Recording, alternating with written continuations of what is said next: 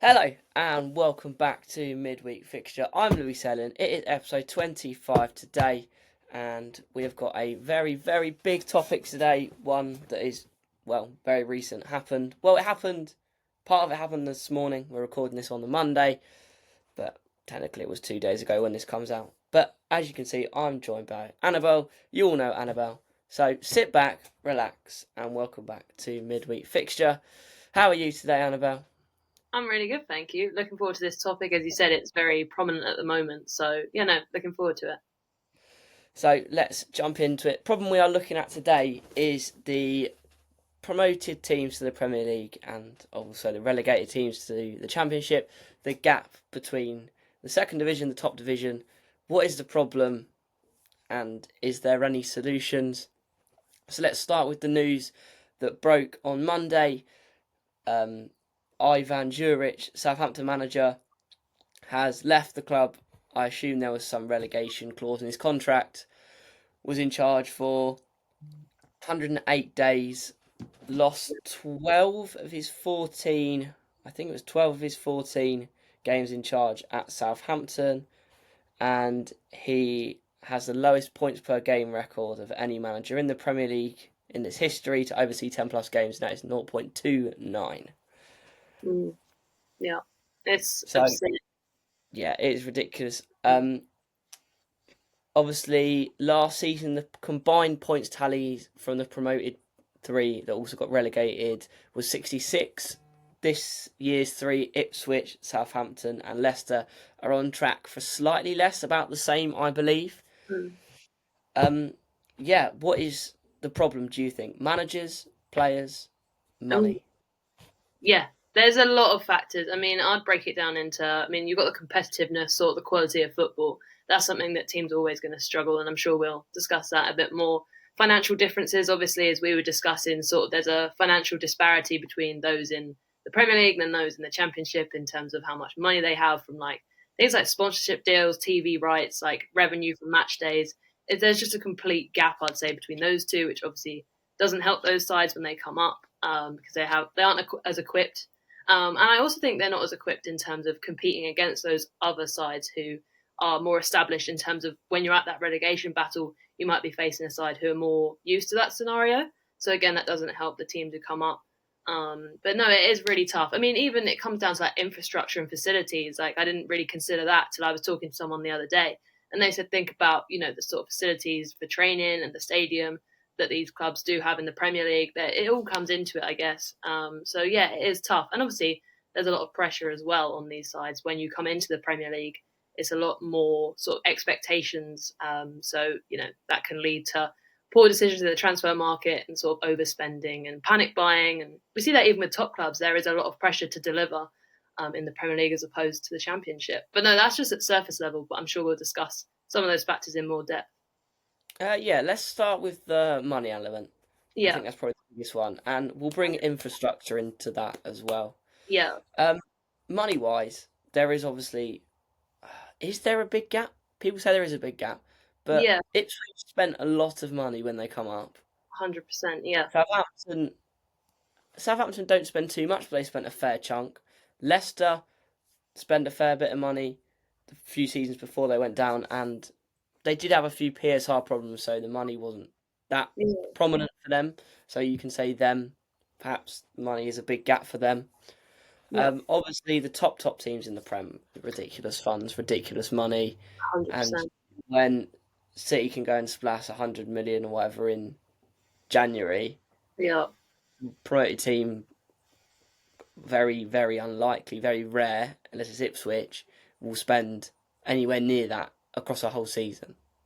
yeah, yeah. That can't compete in terms of that.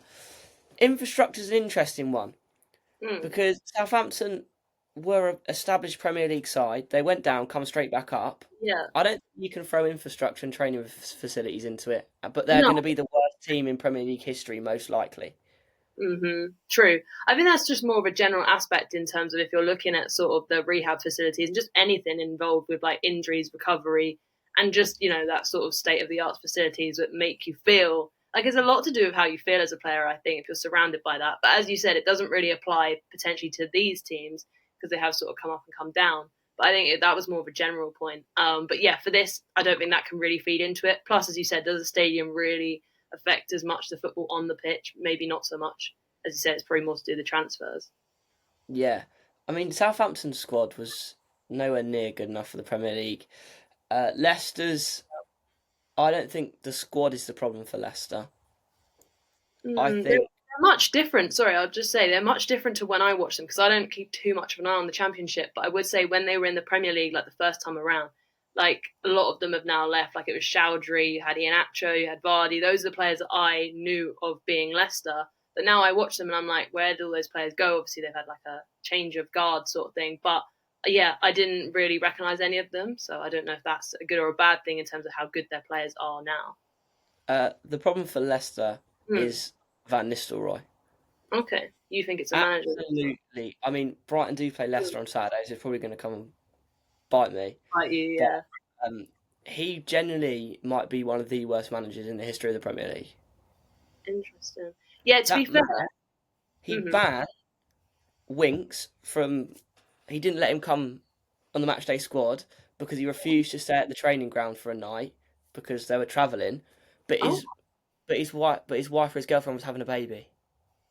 yeah. See, that's He crazy to didn't me. let him in the matchday squad because he said, "No, I'm not going to stay because my wife's at home. She's going to give Yeah, birth." there's bigger situations in football sometimes. People have got to realise that.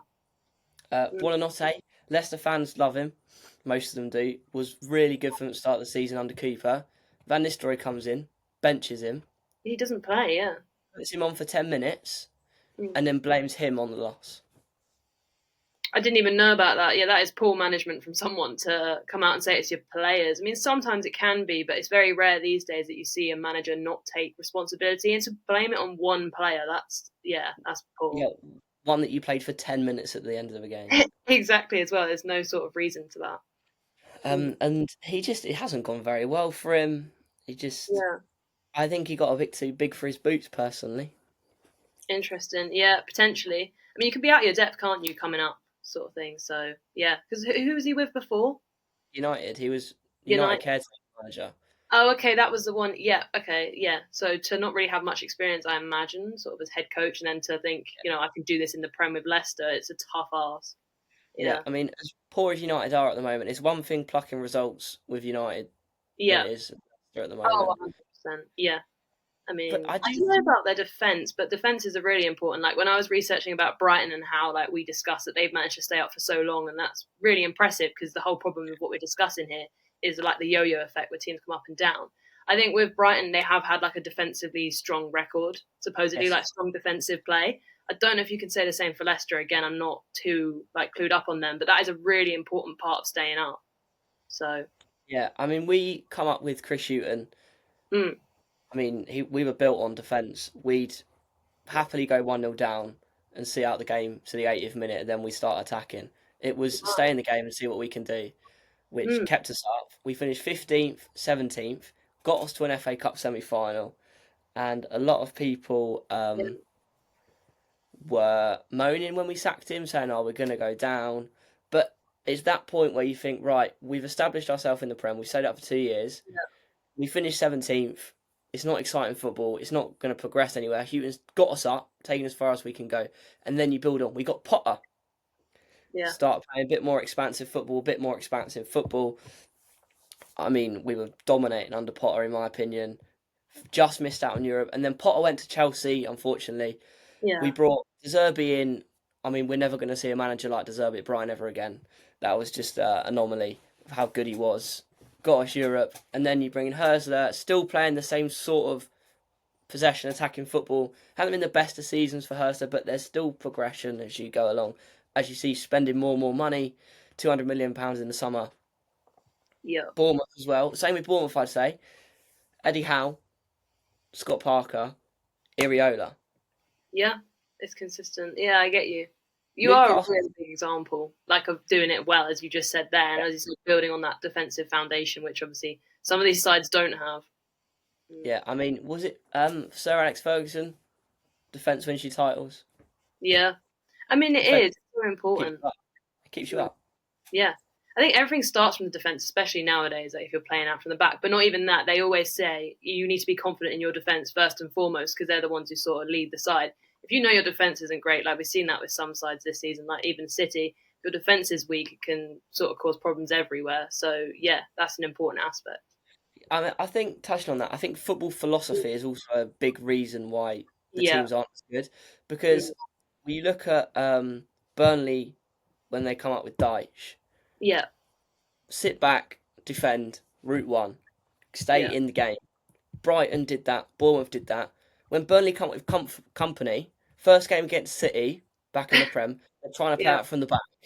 yeah. It was How carnage. naive do you have to be to think you're just going to ping it round like you did in the Championship against City?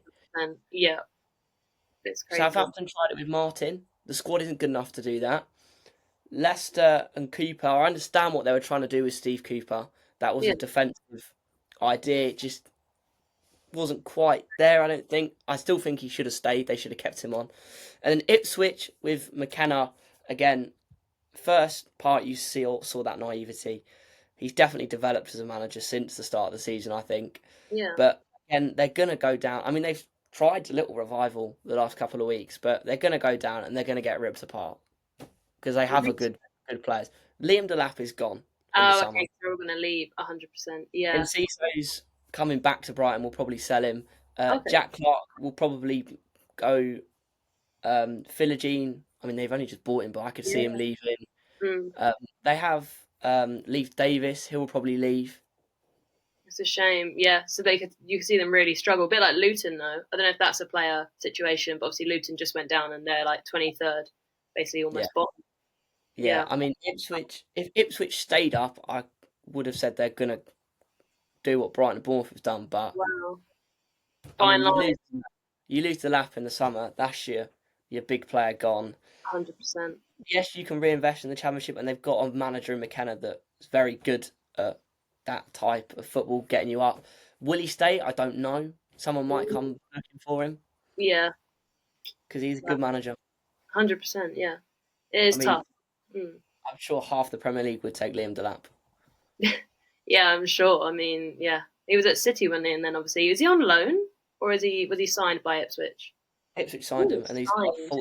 40 mil release clause, Okay, yeah. So which we'll see where he means ends up next. But I it's did going to be. think he was good. He was really good for City. It's just again game time. But obviously Yeah. Ipswich really helped him sort of become his own player, and now, as you said, lots of teams will be looking at him. Yeah. So we touched on money. We've Yeah. touched a little bit on manager. We'll go on a bit more on manager. Okay. Do you think the managers they have are a problem in terms of the football they're trying to play? I don't know. Like, as you said there, if you're being naive, sort of trying to play out from the back, obviously that's not a clever strategy because only Pep's football, Pep's philosophy is very difficult to replicate, and you see it sort of, stemmed throughout all of the leagues now. But teams will struggle, like if you don't have the quality to do so. But I don't know. In all honesty, I don't keep too much of an eye on these sides. But I believe with Leicester, like because they were saying about Man United, don't really have a recognised sort of what do you call it idea in terms of their playing style. I think Leicester apparently do have that under Van Nistelrooy. It's just if it's not, not adequate for the Premier League or not apt for his side. I'm not really sure. But it obviously seems on surface level like these clubs who are really struggling this season don't have the correct, I guess, managerial tactics. I'm not sure. I mean, it is definitely a big step up when you're asking to compete against Premier League sides if you're sort of naive in terms of your strategies and in terms of how solid you are defensively. Yeah. I mean, you have to adapt a little bit, and you still have Yeah, to play that modern football. I mean, look at Everton and Dyche. His race was yeah, run. His football was too defensive, too negative.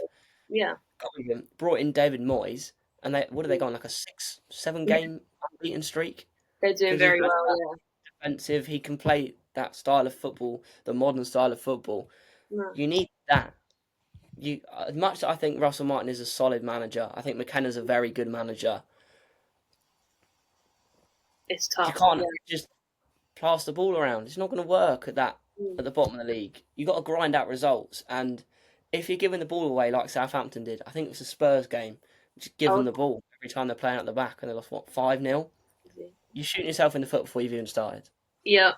You even see it with the top teams as well. Like if you're talking about Southampton, as we said, the quality of their players, you even see it with City this season. Like you make your own problems. Like if Man United and Man City capitalised on each other's mistakes yesterday, could have actually seen quite a few goals, as you said, from sort of those defensive errors and just misplaced passes. It's poor, and you do see that at the top as well as at the bottom. Yeah, I mean, we've mentioned Ipswich's spending, Mm. which the fact that they can spend that money coming up is fair enough. It's a good thing. Yeah, It's also a bad thing because they're thinking to stay in this league, I need to spend 150 million mm. pounds, but you don't have any cohesion in the squad because you brought in 6, 7, 8, 9 players. Yeah, It's going to fall apart. You need a core. I mean, when Brighton come up, they signed a core of a few players. Gross, Balogun, for example, come in. We yeah, had Hemet, we had Murray, we had Dunk, we had Duffy. We had a core. We brought a keeper and we brought Matty Ryan in, yeah, but we didn't spend ridiculous amounts of money. We had a core squad that was like solid squad, strong exactly. core, strong backbone, strong spine, keeps you up. Once you stay up, then you can start thinking, all right, let's Yeah, try and like. I mean, you look at Bournemouth when they come up, Brighton when they come up. They don't have these. They didn't have these Brazilian, Argentine flair players like the teams now do at the yeah, bottom, and they're not. That's not their way of playing.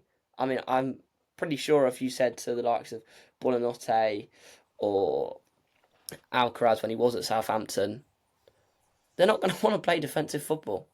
no, yeah, no, I understand. So the player side of it is also an issue Mm. because you don't have that. I don't want to say fight because they're obviously trying to stay up. Yeah, They don't have that bite anymore. That give them a bit to win at all costs sort of yeah. I thing. guess the luxury of doing that, like you said, you've got to be smart defensively, which, as you said, doesn't help the players. If they want to play with flair, you're not going to really be allowed that luxury. They're also not good enough to do it at that stage. Mm. Yeah, with the defenders in the Premier League, as you said, it's about established sides. Like if you've got good foundations, like every Premier League side does, then it makes it very difficult coming up to sort of compete against those. So But yeah, we'll look at the Championship. Who's coming up? yeah. Sheffield, pretty likely coming up. Burnley, Burnley, pretty likely coming up. Leeds yeah, are having their yearly meltdown of some yeah. shocking results. Drawing They're with still like Luton. third, aren't they? Yeah, but they were Or top yeah, of the league by a fair amount, okay, I yeah. think, and second.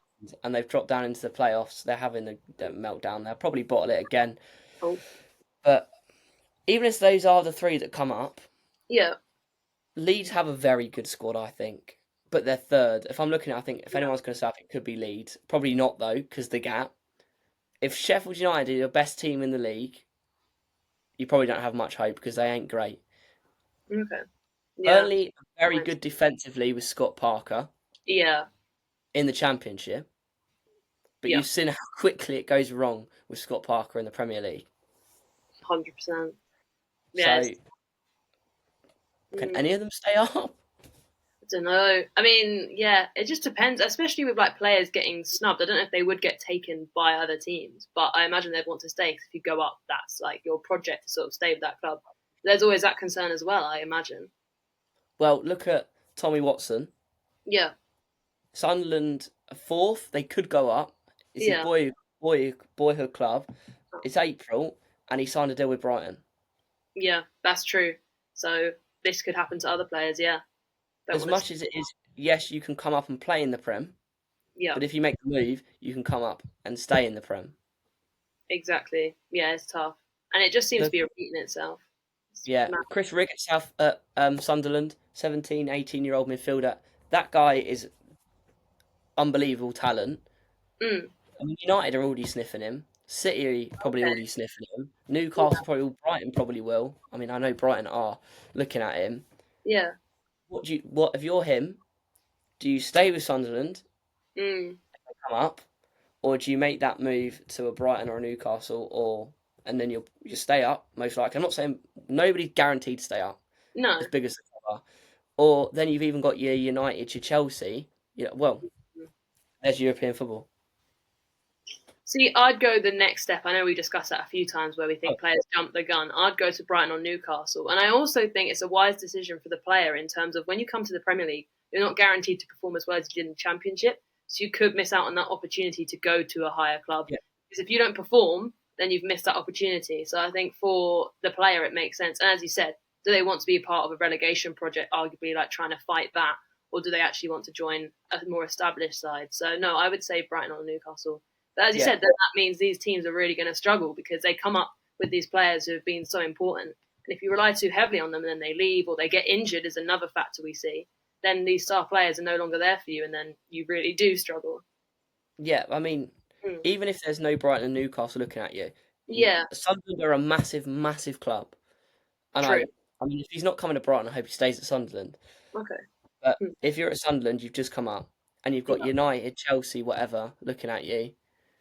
If you're gonna go if you get the offer, Yeah. because you get more money, you're gonna be in a top Premier League side. But Mm. even if there is the interest and the deal doesn't go through, still in the back of your mind, you think the Sunderland are getting rubbish results, for example. In the back of your mind, you're thinking, oh, I could have been at United, I could have been at Chelsea, and True. you're just not going to perform. No. Yeah, no, it's tough. It's a psychological Like Southampton, just they're falling apart. Leicester, a lot of Leicester fans I've seen saying they're just they're gone already. Their mind's not in it. They're looking at their next move. thing. No. Yeah. Ipswich are fighting. Fair play to Ipswich, they're fighting for it. Yeah. But I think that comes down to McKenna being such a good manager. But you just Leeds. I don't think Leeds will lose. Leeds have had a lot of PSR problems. Obviously, they had to sell Jorginho, Rutter, for example, 40 mil. So that helped them out a lot. Yeah. Sheffield will be the next Norwich, next yo-yo club, probably. But I don't know. I don't know what the solution is. No. Because it seems like that yo-yo thing you were talking about in Norwich. I mean, you've seen it with Fulham as well. I mean, they came up, was it 2019 and then went back down 2021. And you see that with Huddersfield even before that. I think it was 2017, 2019. So it is tough because, as you said, there's no sort of consistency. There's no way of teams staying in it. And I know my dad said something about how if the team goes up, it's not necessarily bad they go back down because one, they've got a bit of experience and they get a lot of money from being in the Prem. But then again, it's nowhere near as much as you actually need. Like I was looking into it, it doesn't really help in the long run. And as we Yeah, said, it's not just about one season. We want to see teams break in and stay in. So I don't really know what the solution is. As I said, there's quite a few clubs there in recent years who have done that yo-yo, and it's not like stability really. yeah. I mean, you get the parachute payments if you go down, which helps a Yeah, lot. that's the But, term. Yeah.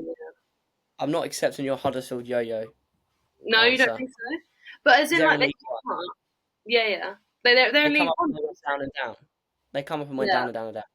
But as in, like, coming up and then this sort of stability thing that we're discussing is where is the solution? Like Huddersfield are another example who went up, then back down, and yeah, it's just tough. And I think they're mainly built on defensive performances as well. Under was it David? I don't know how you pronounce his name. David Wagner, not sure. David Varner, yeah. Uh, that's it. But yeah, so again, if you don't have that strong defensive, stability, then you're not gonna be able to stay in. And as you said, I didn't realise that all the way gone down to League One as well now. So Yeah, I mean, Luton probably going to do that as well. yeah, Fulham, true. fair play to Fulham, they've done very well to come Yes, away from that yo-yo. yeah. But it's just I don't want any yo-yo clubs because it's just a bit Mm. boring, and they would hate it as well. And it's the worst thing. Honestly, I think the worst thing nowadays that can happen to a club is go down. You're finished if you go down. Look at Leeds. Mm-hmm. Leeds have an unbelievable squad. They They, bottled it last year, and they're doing their damn best to bottle it this year. yeah, it's just it's as you said, it's not consistent. Once you go down, I guess you lose all your players, and you lose that sort of belief as well, and I guess motivation because it must be a real honour to be in the Prem. But then if you're really fighting the entire season and don't manage to stay up, that can be really demoralising, I guess. Yeah. The last team I can think of, I mean, obviously Fulham were the yo-yo and they've done well. Yeah, Burnley were a yo-yo a little bit. Well, Burnley weren't a yo-yo, but they went down and they built and yeah. they come back up. Got European football, did very well. When was this? Wol quite a few years ago under Dyche. Yeah. Okay. Um, Sheffield were good when they come up, had a Hmm. very good season, and then they went down, struggled Yeah. a little bit in the Yeah, Championship. Sheffield were like Southampton, top. Where were they? Top 8 or something when I was yeah, watching. Sheffield were doing very well. Yeah. Their Chris Wilder overlapping fullbacks. Yeah. Southampton went down, lost all their players, come back up. Absolutely shocking. Burnley, another example for Burnley is what you were just saying about playing in the Championship. Weghorst, Yeah. Yeah. signed for Burnley, went down. He went no chance on playing in the Championship. Oh. Refused to play. Wow. That is They entirely loaned, its finest. Where did he go? They loaned him out to like Turkey or something, Okay. and then he come back. They recalled him, and he played a Yeah. couple of games in the Championship the second half of the season. He was actually quite good, to be fair. Hmm. But That's why he thought, yeah, I don't want to play here. He thought he was sort of better than that league. But it's a project. Like, if you had the determination to stick with the team that you've gone down with, I don't know. they're not the sort. You're bringing in these Mm, foreign players. yeah. They're if they're good enough to have been signed for in the Prem, they think, well, I should be in the Prem. Yeah, I get you. Yeah, that's true. But Turkey's a bit of a rogue shout. I mean, I guess the club decided that. Yeah, he just wanted to go, which is fair. I Mm, mean, fair enough. If you want to go, you want to go. There's no point in staying. yeah, Just young. It's so hard to develop young players now. Brighton come up at the right time to have that opportunity to develop young players. yeah, Southampton have done well with Dibbling, 100%. but you can't just chuck in a group of youngsters, and especially Right. coming up, it's not going to Yeah. work, True. as you said. But yeah, solution: more money in the AFL. Is that the only way? I imagine so. I mean, like you were saying, I'm sure this is your point about the Premier League, how much you earn for, like, how much you receive for winning it. I mean, we said it's sort of astronomical and isn't necessary, and that again creates that gulf and basically gives a team who've already won the title a head start. And if you're a team like City have won it 4 in a row, the amount of money that you're like receiving over that many seasons is incredible. So yeah, potentially that as well. Yeah, let's say you. I'm not sure of the exact figures, but you finish Yeah, 17th, yeah, and you win, or you win the league. yeah. Who needs the money more? Wait, sorry, you finished 17th, did you say? Yeah, so Oh, Everton finished they need the 17th. team more. Look at They need the Forest. money. They need the money. Spent so much money Forest did after finishing literally like 17th, just survived. And then, as you see, they can sort of build that project. But it is, as you said, money orientated. And yeah, 100%. A 17th place side need the money more than the winners. Yeah, Yeah. 100%. But I mean, they need to do something to filter money down the pyramid more. I Yeah. mean, City alone have the money to pay for half the championship. Yeah. Yeah. Yeah. So there must be something they can do because you don't want the same 17 teams in the Premier League No. every season. I don't really know what they can do. It seems like we're getting to a really like crossroads point because it's like anything. It's like wages are now astronomical, which is obviously a complete gulf as well between Premier League and Championship. Then you've got, all these different factors about how much money a team can spend and sort of it's just crazy the amount of money that signings are now becoming as well. Like how are we going to reduce that? Because otherwise it is going to become elitist where we're already seeing, I don't know, if Arsenal actually did want to sign Isak, but they couldn't really afford, like, you've got to be tight with your money couldn't really afford 150 million for him because not many clubs can unless you're like Saudi owned. So I'm like, where are we going to stop this? Because the disparity is just getting bigger and bigger, like you just said. I don't know The, where it the ends. easy way to stop big prices is two ways. Yeah, Big clubs stop paying the big prices. I was going to They say, put a big price on them because yeah, they don't want to sell them. 100%. Or Mm, I can't believe no big club has thought of this. I think it's a genius idea. okay. Scout them before they go to the mid-range club. What does that mean? Like, what do you mean scout them before? Arsenal Get buy them Isak before. while he's at Sociedad. Yeah, rather than okay, it makes sense. I mean, that has to be a really good recruitment, like scouting thing. Like as you're saying about Brighton, their sort of project is the fact they've brought in young players who basically weren't world class names, and then obviously they get bought as world class players. But I don't know if other teams have that. I don't know if it's a scouting or whatever, the ability to pick up someone like Isak, as you said at Sociedad. Maybe they weren't aware of him obviously before he then went to Newcastle. I don't know. How does it work? I mean, Brighton is an extreme example because we use Yeah. the data and we go to the back streets of Peru and pick up random players. Isak was Mm, playing in the Euros was yeah. unreal, and he was And it's fun. playing in La Liga. If you Yeah. don't know, as a top club, if you don't know about a player like that, That's your you're problem. doing something very, very wrong. Yeah. So that's what I'm But saying though. Is it their scouting? Like what is going wrong for these teams, as you said, these top clubs not to get them earlier? because they're not prepared to take the risk of it, Hmm. and you Yeah. need to take the risk. Look, I mean, City have taken a risk with with Reece, Bar, Yeah. Kuznov, and I rate that. But United, in January when we signed Caicedo was all but done to United for 5 million. Yeah. In the end, they pulled the plug on it. Mm. We're like, well, we'll have him for 5 mil. We'll loan him out. We'll give him an opportunity. Yeah. a year, 18 months later, thanks Chelsea, there's 115 million.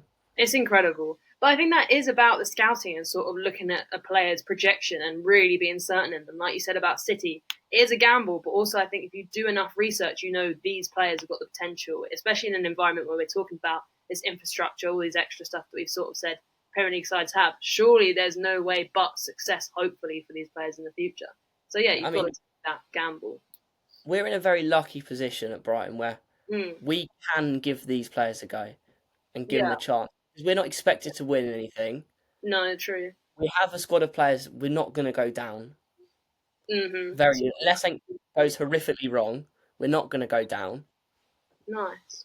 We're better than at least 3 teams in the league, Oh yeah, for sure. and the players aren't going to be on big wages.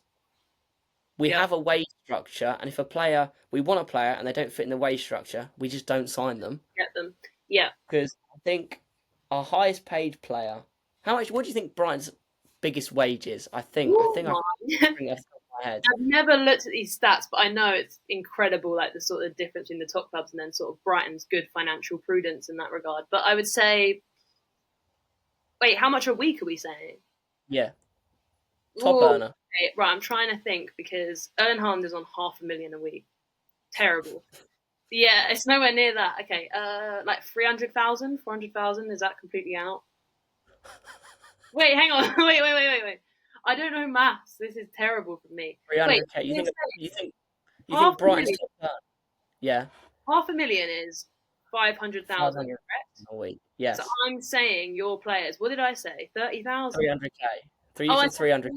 okay. We'll go back to 50k. I don't know. Right. I have I no clue. mean, you need to take a look at the wage structures. I do. Our top earner is Yeah. Ferdy Kadioglu, Yeah.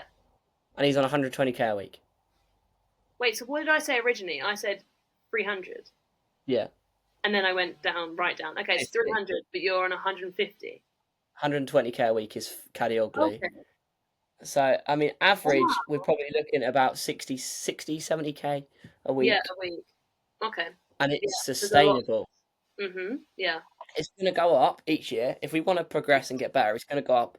But we're not giving, there's £500,000 a week. Yeah. Wow. If Haaland gets injured for a long period of time, I know you still have to pay that, right? It's crazy. ridiculous. Mm. I mean, Ferdy Kadioglu's been injured since the start of the year, and with 120k a week for someone Yeah. that's not even playing, it's like, Yeah, it's annoying. But I mean, I'd say Ipswich player. I mean, Delap's got to be on a big wage at Ipswich. Yeah. Yeah, I'm sure. Vardy's going to be on a big wage at Mm. Leicester. Yes. I'd say they brought in Mavadidi. He's probably on a big wage. Yeah. So you can't be. And then if you go down, you can't be spending 200k a week if you're in the Championship. No way. I was gonna say, like, what are the championship players' wages like on average? Oh, they're peanuts probably. I mean, the Really? top like Leeds and that probably spend quite a lot of money, but you look at the bottom like the Plymouth and that they're probably Yeah. on not that much a week. I mean, it's a lot. Right, it's a lot of money Mm. in terms of your general average person. Very privileged to be a footballer. You're earning a lot of money, a lot more money Yeah. than normal people would earn. But you're looking in context of footballers, they're on peanuts. Okay. So, oh my, weekly wage. Michael Obafemi for Plymouth. Yeah. Yeah, 19,000 a week, and we're looking yeah. at I mean, that's a lot of money. 100k for a Brighton player, and 500,000 for Erling Haaland. That is not a lot. Yeah, Like 20k basically a week. Mm. And that's in the sorry. context of That's their biggest player. If you look at the rest of the yeah, list, that's the top one. There's a big gap. All the others are on like 9,000 and 8,000 a week. So yeah, yeah, yeah. wow. Yeah. So how do you expect? I mean, if you looked at Leeds will be quite a lot. How do you expect Plymouth to Oh, compete with true. Leeds? And then Yeah. how do you expect Plymouth to go and do something? You just can't. What do you mean in terms of go and do something? Not get relegated. Okay, get you. Yeah, It's yes. the Then you've got. playoff. It's tough. It's Wait, hang just on. not possible.